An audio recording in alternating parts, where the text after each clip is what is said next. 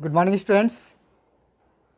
आज का टॉपिक होगा नाउन में केस।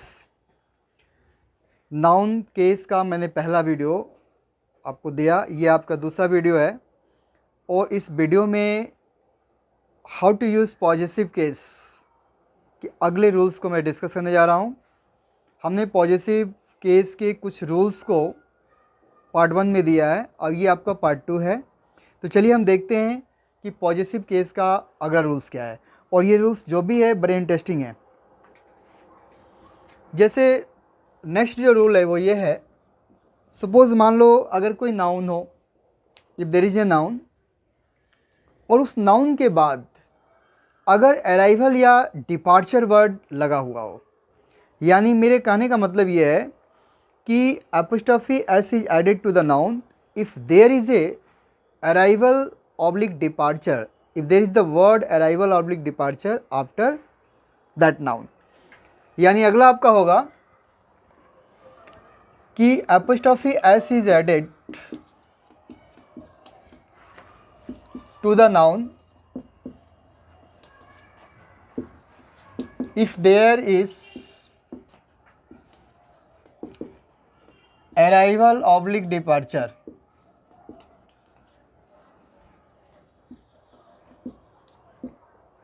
after it। देखिए मेरे कहने का मतलब है कि सपोज मान लो अगर ये कोई नाउन है, अगर इस नाउन के बाद या तो अराइवल वर्ड होगा या फिर डिपार्चर वर्ड होगा, ऐसी कंडीशन में इस नाउन के साथ एपोस्ट्रोफी एस हम ऐड करेंगे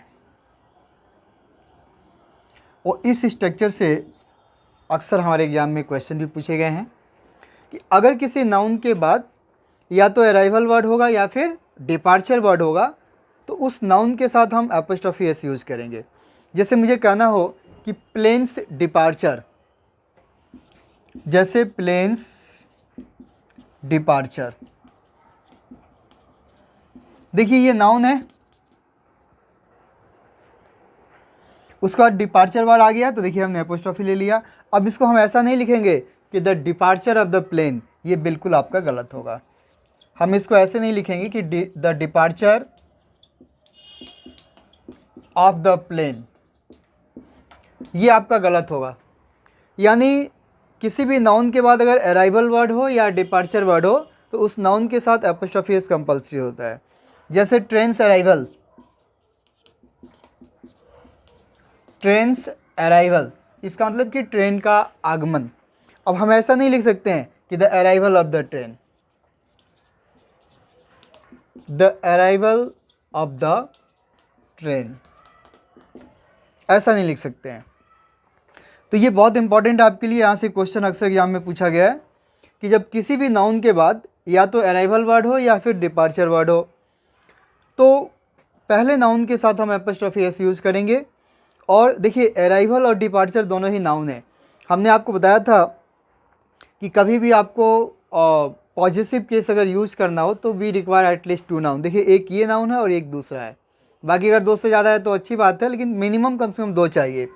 तो ये समझ लीजिए कि किसी भी नाउन के बाद या तो अराइवल वर्ड हो या फिर डिपार्चर हो तो पहले नाउन के साथ एपोस्ट्रोफी एस यूज़ करेंगे। Like planes departure, trains arrival, ऐसे बहुत सारे एग्जाम्पल मिलेंगे। ठीक है, चलिए अब नेक्स्ट रूल आपको बताते हैं। अगला देखते हैं पॉजिटिव केस का नेक्स्ट यूज। देखिए अगला ये है कि कभी भी अगर यूनिट ऑफ मनी हो, अगर यूनिट ऑफ, जैसे रुपी हो गया, क्वाइन हो गया, डॉलर हो गया, यानी पैसे की इकाई हो और इसके बाद या तो वर्थ वर्ड हो या फिर वैल्यू वर्ड हो, तो ऐसी कंडीशन में यूनिट ऑफ मनी के साथ हम एपोस्ट्रोफी एस यूज़ करते हैं। यानी आपका सिस्टम हो जाएगा कि apostrophe S is used with unit of money if there is worth oblique value after it. यानी apostrophe S is used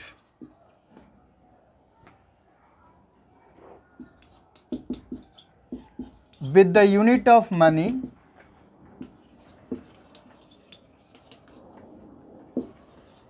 if there is value or worth after it। यानी अगर यूनिट ऑफ मनी के बाद या तो worth word हो या फिर वैल्यू वर्ड हो, तो यूनिट ऑफ मनी के साथ एपोस्ट्रोफी एस कंपलसरी है। और यहाँ से भी बहुत सारे क्वेश्चन पूछे गए हैं। जैसे हम कहते हैं ना कि 1 रुपये की कीमत, वर्थ या वैल्यू।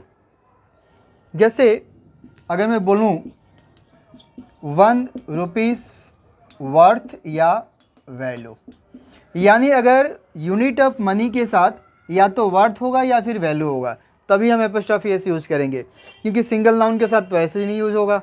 हमने बताया था कम से कम वी रिक्वायर एटलीस्ट 2 नाउन्स। तो अगर यूनिट ऑफ मनी के बाद या तो वर्थ हो या तो वैल्यू हो, तो हम एपोस्ट्रोफी एस यूज़ करेंगे।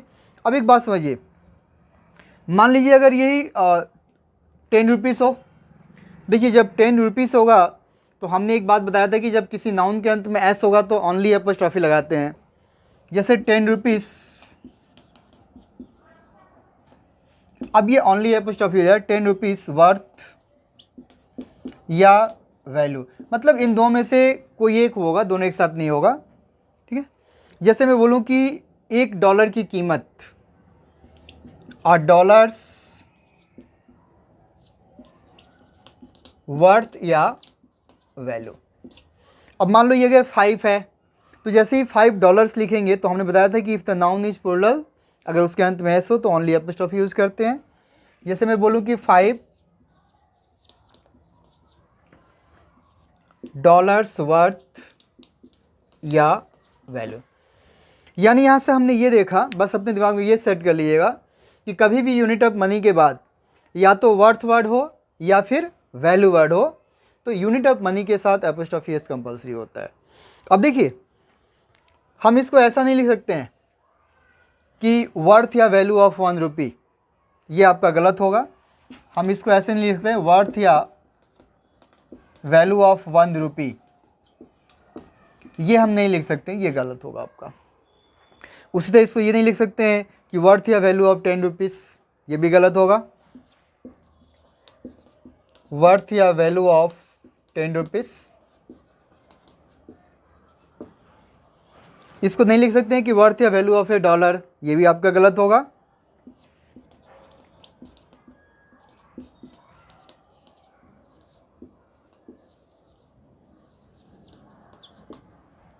उसी तरह हम इसको ये भी नहीं लिख सकते हैं कि वर्थ या वैल्यू ऑफ $5, ये आपका गलत होगा।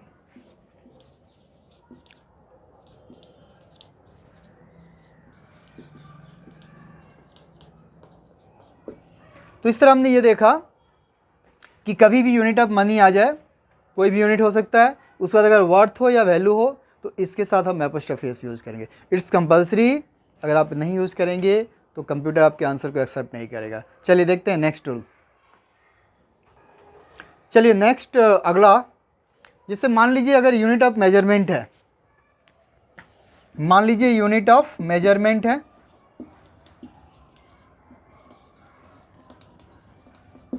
तो अगर यूनिट ऑफ मेजरमेंट के बाद इसके बाद वेट वर्ड हो, वेट मीन्स वजन, तो इस यूनिट ऑफ मेजरमेंट के साथ एपोस्ट्रोफी एस कंपलसरी होता है। यानी apostrophe S is added to the unit of measurement if there is the word weight after it. यानी apostrophe S is added to the unit of measurement, apostrophe s is added to the unit of measurement if there is the word, if there is the word weight after it। यानी अगर unit of measurement के बाद wait word दिया हुआ है तो ऐसी हालत में यूनिट ऑफ मेजरमेंट के साथ एपोस्ट्रोफी एस कंपलसरी है। जैसे मगर मैं बोलूं अ किलोज वेट देखिए it's a unit of measurement, weight word आया तो हम बोलेंगे अ किलोज वेट। अब इसको ऐसा नहीं लिख सकते हैं weight of 1 kg, weight of a kilo, ये आपका गलत होगा। अब यही मान लीजिए 5 हो, तो 5 होगा तो ऑटोमेटिक ये प्लूरल बनेगा। जब प्लूरल बनेगा तो क्या होगा, लास्ट में एस आएगा तो ओनली एपोस्ट्रोफी ले लेगा। जैसे 5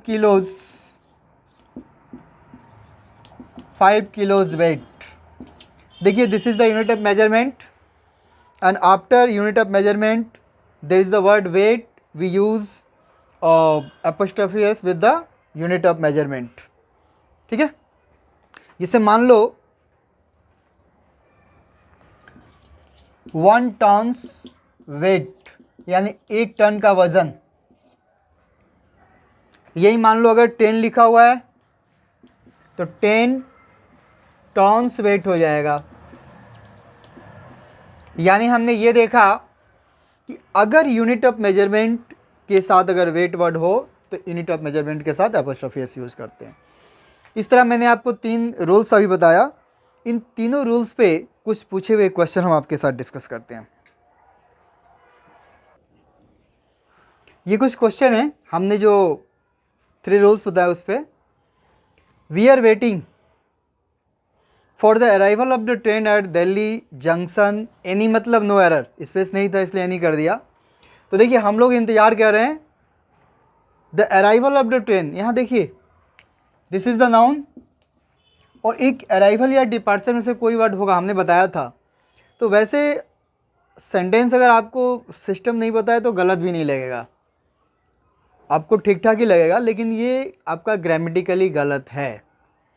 ये गलत यहीं पे है, और हमने जो बताया उसके अकॉर्डिंग करेक्शन क्या होगा, we are waiting for the train's arrival at Delhi junction, waiting for the train's arrival हो जाएगा। अगला क्वेश्चन है the departure of the plane has not been decided yet. कहता है कि प्लेन का डिपार्चर कब होगा, इस चीज़ को अभी डिसाइड नहीं किया गया है। देखिए दिस इज प्लेन, नाउन है और डिपार्चर वर्ड आ गया। तो अब ये पार्ट आपका गलत है। जब बनाएंगे तो क्या होगा, द प्लेन्स, ये हो जाएगा the plane's departure has not been decided yet. हालांकि देखने में ठीक ठाक लग रहा है लेकिन वैसे गलत है, एग्जाम में मार्क्स नहीं मिलेंगे, मिलेंगे तब जब आप करेक्शन करेंगे तब। He doesn't understand the value of A dollar. देखिए $1 की कीमत को वो समझता नहीं है। अब देखिए डॉलर यूनिट ऑफ मनी हो गया, उसके बाद हमने बोला था या तो वैल्यू वर्ड होगा या तो वर्थ होगा, दोनों में से कोई एक होगा। तो अब जब हम करेक्शन करेंगे तो क्या हो जाएगा, he doesn't understand a dollars value. जब करेंगे तो क्या हो जाएगा, और डॉलर्स वैल्यू हो जाएगा, यानी $1 की कीमत को वो समझता नहीं है। He is carrying the weight of 5 kilos on his head. वो अपने सर पे 5 किलो वजन लेके चल रहा है। अब देखिए this is unit of measurement kilo, हालांकि किलोज लिखा हुआ है, प्लूरल है लास्ट में से, और हमने बोला था कि यूनिट ऑफ मेजरमेंट के बाद क्या होगा, वेट वर्ड होगा। देखिए यहाँ पे आ रहा है, तो क्या हो जाएगा, क्योंकि लास्ट में एस है तो ओनली हो जाएगा अपोस्ट्रोफी, यानी यही आपका गलत है। ये हो जाएगा 5, ये हो जाएगा किलोज ओनली अपोस्ट्रोफी, और ये हो जाएगा आपका वेट।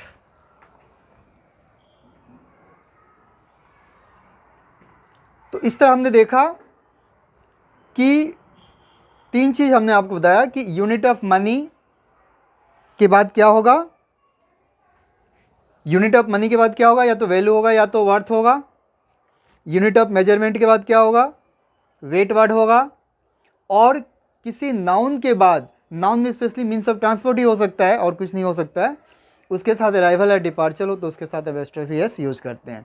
चलिए अब देखते हैं कुछ अगले रूल्स को।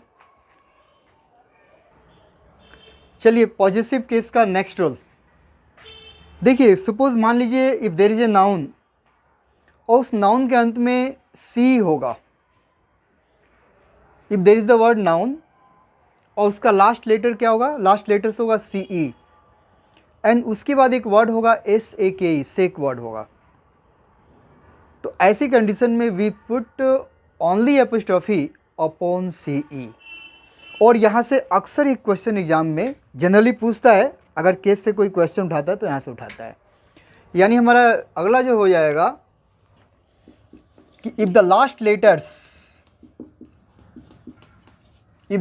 Letters of a noun are C E, यानी अगर किसी नाउन का अंतिम लेटर्स सी होगा and the word sake after it,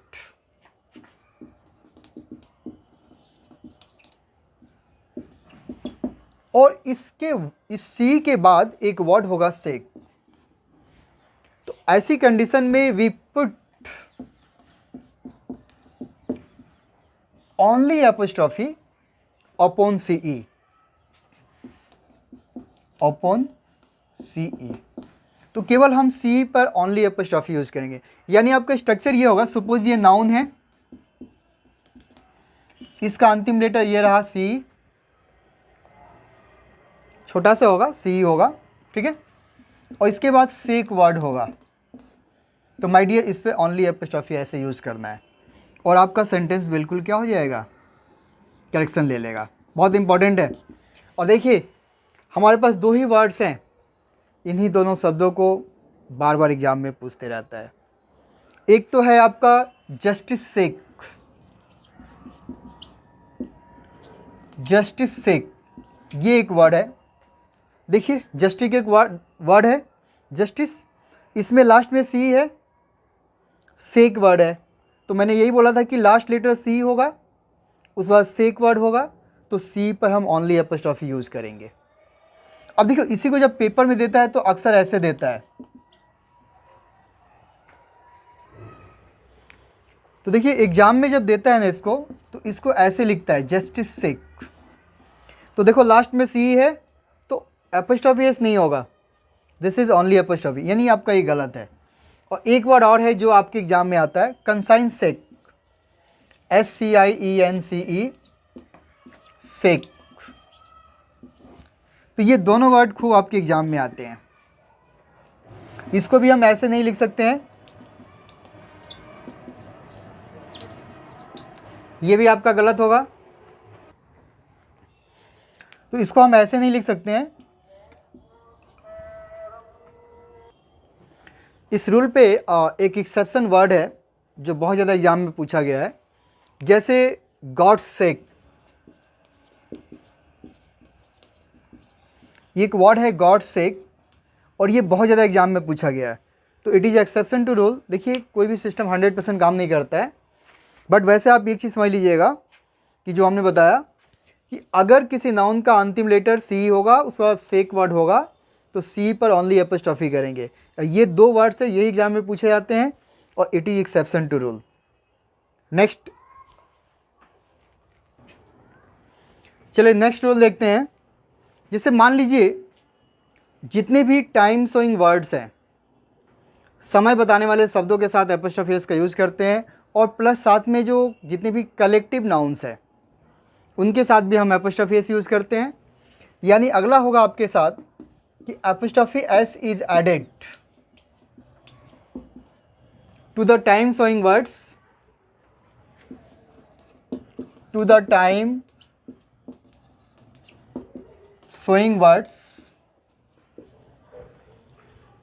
and collective noun। देखिए जितने भी कलेक्टिव नाउन है उसके साथ यूज़ करेंगे, एग्जाम में पूछा हुआ है, प्रीवियस एग्जाम का क्वेश्चन पेपर देखेंगे तो आपको मिलेगा। और समय बताने वाले शब्दों के साथ हम एपोस्ट्रोफी एस का यूज़ करेंगे। जिसे मान लीजिए अक्सर आप लोग देखते होंगे, एक ऐड आता है टूडेज जेल पेन। तो देखिए टुडे क्या बता रहा है, टाइम शोइंग वर्ड्स, उसके बाद नाउन है। तो हमने अभी यही बताया कि समय बताने वाले शब्दों के साथ एपोस्ट्रोफी एस का यूज़ किया जाता है। इसलिए लिखता है टुडेज जेल पेन, यानी आज का जेल पेन। जैसे हम लोग अक्सर कहते हैं 1 घंटे की दूरी, तो क्या लिखते हैं? An hour's distance, an hour's distance, यानी इसका मतलब है कि 1 घंटे की दूरी। हालांकि सिंगुलर है तो हमने एपोस्ट्रोफी एस यूज़ किया, लेकिन यही अगर दूरी मान लो 3 घंटे की हो, तो जैसे हम 3 लिखेंगे तो क्या होगा? आवर का आवर्स हो जाएगा। जैसे 3 घंटे की दूरी है, मान लो 3 आवर्स। देखिए जब 3 आवर्स लिखेंगे तो ओनली एपोस्ट्रोफी हो जाएगा, 3 आवर्स डिस्टेंस, यानी 3 घंटे की दूरी। मुझे अगर कहना हो कि कल का प्रोग्राम, तो क्या बोलेंगे? Tomorrow's function, tomorrow's function. तो याद रखिएगा कि टाइम शोइंग वर्ड, जितने भी समय बताने वाले शब्द हैं उनके साथ हम एपोस्ट्रोफी एस यूज़ करते हैं। और यहाँ से क्वेश्चन भी पूछा जाता है।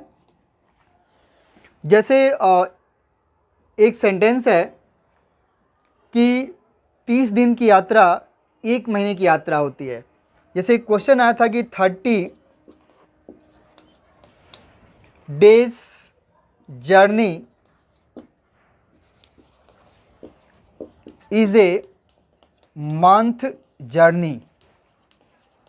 ध्यान से देखिएगा, कहता है कि 30 डेज जर्नी यानी 30 दिन की यात्रा इज ए मंथ जर्नी, 1 महीने की यात्रा होती है। तो देखिए सेंटेंस वैसे तो गलत नहीं लग रहा है, लेकिन गलत है। देखिए यहाँ पे एस लगा हुआ है तो यहाँ पर ओनली एपोस्ट्रोफी हो जाएगा, और यहाँ पर हो जाएगा मंथ के साथ एपोस्ट्रोफी एस। अब जाके ये सेंटेंस सही हुआ, पहले ये सेंटेंस गलत था। तो याद रखिएगा कि समय बताने वाले शब्दों के साथ एपोस्ट्रोफी एस का यूज़ किया जाता है। अब हमने अगला एक पॉइंट लिखा है कि जितने भी आपके कलेक्टिव नाउन्स हैं उनके साथ एपोस्ट्रोफी एस यूज़ होता है, और एग्जाम में पूछा भी गया है। जैसे मान लीजिए सरकार की decision, government's decision, government's decision, देखिए it's a collective noun. Crowd's reaction, पूछा हुआ क्वेश्चन है, क्राउड्स रिएक्शन।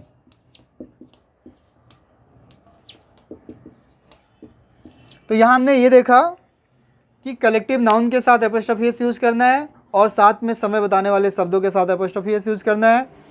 नेक्स्ट अगला रूल्स, चलिए नेक्स्ट रूल देखते हैं।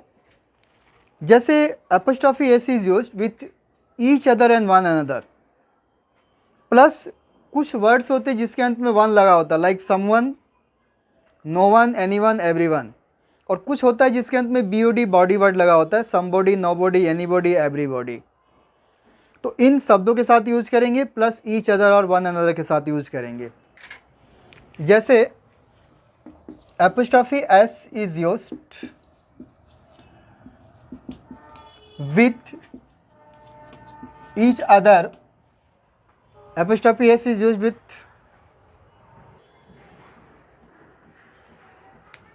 वन अनदर, यानी ईच अदर के साथ एपोस्ट्रोफी एस यूज करेंगे, वन अनदर के साथ यूज करेंगे। एंड कुछ ऐसे वर्ड्स होंगे जिसमें या तो टाइम होगा, कुछ ऐसे वर्ड्स होंगे जिसमें या तो वन वर्ड लगा होगा या तो बीओडी बॉडी वर्ड लगा होगा, यानी one oblique body showing words. यानी कुछ ऐसे वर्ड्स होंगे जिसमें या तो वन लगा होगा या तो बीओडी बॉडी लगा होगा। जैसे मान लो someone, no one, anyone, everyone. देखिए ये 4 वर्ड्स हैं जिसके अंत में ओ एन लगा हुआ है, someone, no one, anyone, everyone.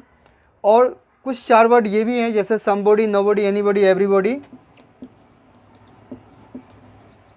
Somebody, nobody, anybody और एवरीबॉडी। तो देखिए मैंने बोला कि एपोस्ट्रोफी एस का यूज़ करते हैं किसके साथ, एक तो हम ईच अदर के साथ यूज़ करेंगे, वन अनदर के साथ यूज़ करेंगे, प्लस कुछ वर्ड्स होते हैं जिसके अंत में वन होगा, someone, no one, anyone, everyone. कुछ वर्ड होगा जिसके अंत में BOD बॉडी होगा, समबॉडी, नोबॉडी, एनीबॉडी, एवरीबॉडी। तो हम इनके साथ एपोस्ट्रोफी एस यूज़ करेंगे और इनके साथ भी यूज़ करेंगे। बाद में कोई नाउन होगा, क्योंकि बिना नाउन का तो एपोस्ट्रोफी एस आ ही नहीं सकता है ना। तो ईच अदर, वन अनदर और इन शब्दों के साथ एपोस्ट्रोफी एस यूज़ करेंगे, प्लस इनके साथ भी यूज़ करेंगे। जैसे मैं बोलूँ, एक एग्जांपल दे रहा हूँ, जैसे Rahul and Raina caught each other hand in the party। तो देखिए यहाँ कितने लोग हैं, दो लोग हैं। जब मैं आपको प्रोनाउन पढ़ाऊंगा तो बताऊंगा कि ईच अदर हम दो के लिए यूज़ करते हैं और ये हम दो से ज़्यादा के लिए यूज़ करते हैं। यानी जब दो लोग होंगे तो ईच अदर यूज़ करते हैं और दो से ज़्यादा होंगे तो क्या होगा, वन अनदर। तो राहुल एंड रैना यहाँ पे दो लोग हैं। देखिए ईच अदर और यहाँ पे हैंड यूज़ किया, एक नाउन तो आपका ये है और ये रहा आपका ईच अदर। तो हम इसके साथ एपोस्ट्रोफी एस यूज़ करेंगे, क्योंकि अगर एपोस्ट्रोफी एस नहीं यूज़ करें तो आपका सेंटेंस गलत होगा। हमने यही बोला था, इसके बाद नाउन होगा। देखिए ईच अदर वर्ड से नाउन वर्ड यूज़ किया गया। जैसे एक सेंटेंस है कि एवरीबॉडीज बिजनेस इज नोबॉडीज बिजनेस। एक सेंटेंस है कि everybody business is nobody business. यानी कह रहा है कि हर आदमी का बिजनेस किसी का बिजनेस नहीं होता है। तो देखिए एवरीबॉडी के बाद नाउन है और नोबॉडी के बाद से नाउन है। तो देखिए यहाँ भी एपोस्ट्रोफी एस लगेगा और यहाँ भी लगेगा। यानी कुल मिलाकर मेरे कहने का मतलब है कि ईच अदर, वन अनदर और ये जो चार वर्ड हैं, someone, no one, anyone, everyone, somebody, nobody, anybody, everybody, इसके बाद अगर कोई नाउन होगा तो इनके साथ एपोस्ट्रोफी एस यूज़ करेंगे। और इसी के साथ एक और इंटरेस्टिंग फैक्ट बता रहा हूँ जो इन शब्दों पे ही आधारित है। सपोज मान लीजिए अगर इनके बाद नाउन नहीं आता है, अगर इसके बाद नाउन नहीं आता है और इस नाउन के बदले एक वर्ड आ जाएगा, तो वैसे हालात में क्या होगा, एपोस्ट्रोफी एस यहाँ नहीं उस वर्ड के बाद होगा, जो कि बहुत इंटरेस्टिंग है। बहुत वहाँ से क्वेश्चन पूछा गया है। जैसे एक क्वेश्चन देख लेते हैं, फिर उसका एक्सेप्शन बताते हैं। जैसे क्वेश्चन है कि everyone concern is no one concern. तो देखिए नो वन के बाद से नाउन यूज किया गया है और एवरी वन के बाद से आपका नाउन यूज किया गया है। तो अभी हमने वही बात बताया था कि कुछ वर्ड होता है जिसके अंत में वन होता है या BOD बॉडी वर्ड होता है। तो ऐसी कंडीशन में यहाँ पे एपोस्ट्रोफी एस यूज़ करना होगा और यहाँ भी यूज़ करना होगा, तब जाके आपका सेंटेंस ये करेक्ट होगा। अब इस पे एक एक्सेप्शनल केस बता रहा हूँ कि मान लो अगर इसके बाद कोई नाउन नहीं आए।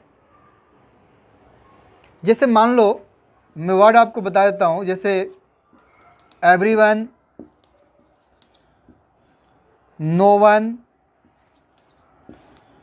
एनीवन, समवन, ये चार वर्ड हो गए। Everybody, nobody, anybody,